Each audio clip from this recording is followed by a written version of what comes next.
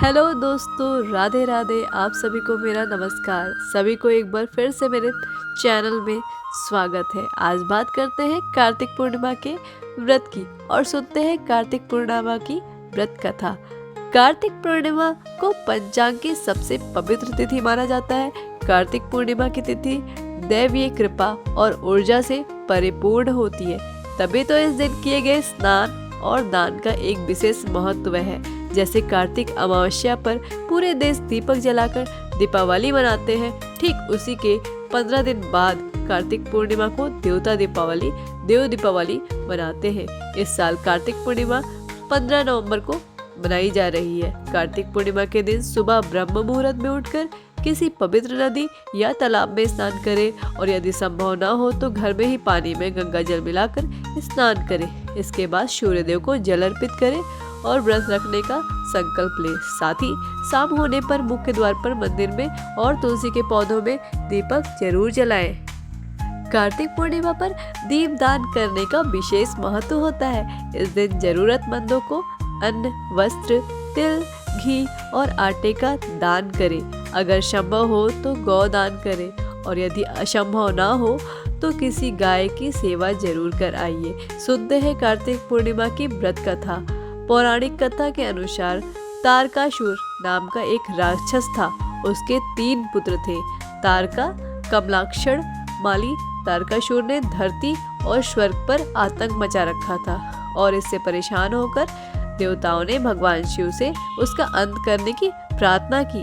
भगवान शिव के पुत्र कार्तिकेय जी ने तारकासुर का वध कर दिया था और देवता को उसके भय से मुक्ति दिलाई थी और इसी से देवता बड़े प्रसन्न हुए।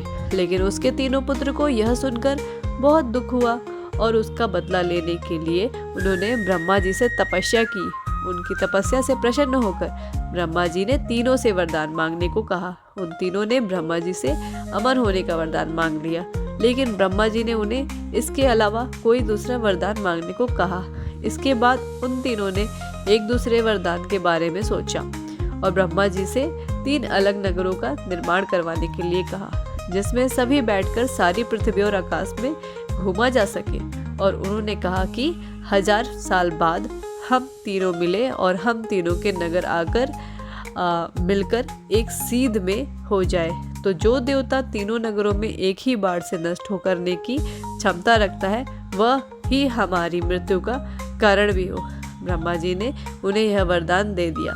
ब्रह्मा जी के कहने पर दानवों ने उनके लिए 3 नगरों का निर्माण किया।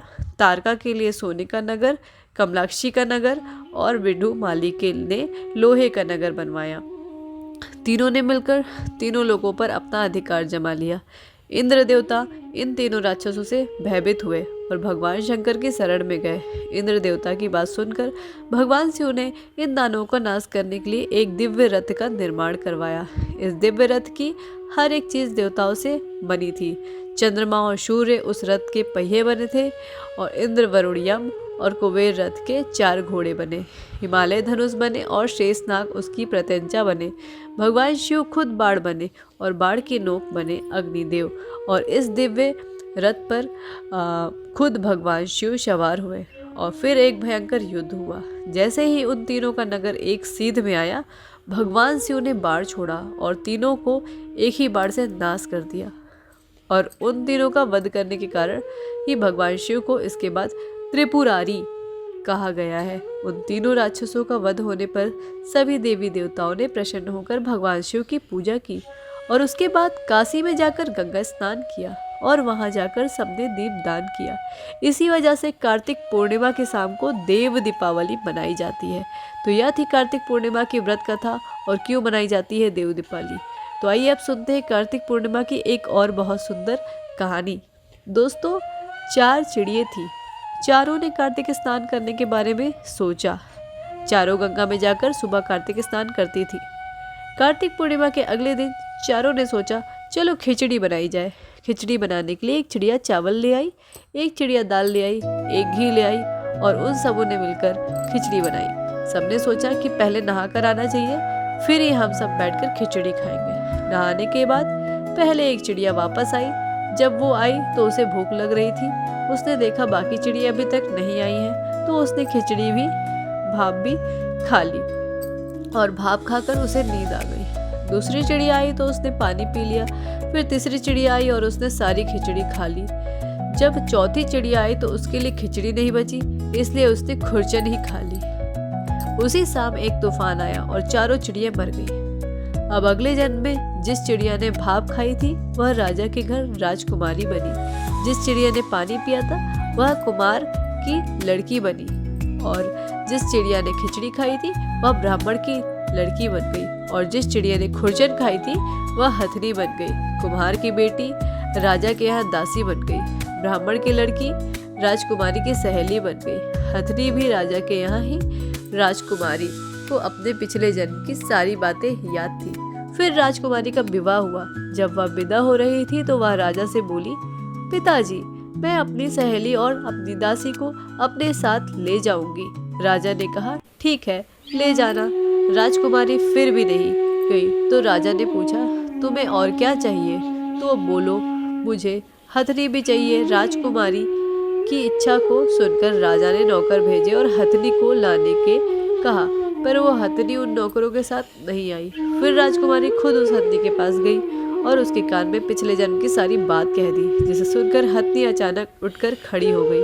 यह सब देखकर राजा और राजकुमार को बड़ा आश्चर्य हुआ।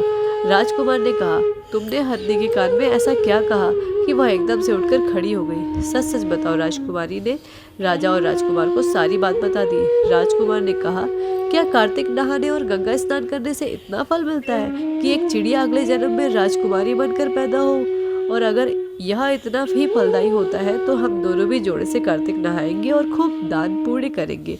और फिर राजकुमार और राजकुमारी ने भी जोड़े से कार्तिक में गंगा स्नान किया। तो यह थी आज की कहानी। ऐसी कहानियों के लिए हमारे चैनल भक्त को सब्सक्राइब करें और हमें बेल आइकन को प्रेस करें। और अगर आपको ये कहानी अच्छी लगी हो तो एक लाइक ज़रूर दबाएं। जय श्री कृष्ण। राधे राधे।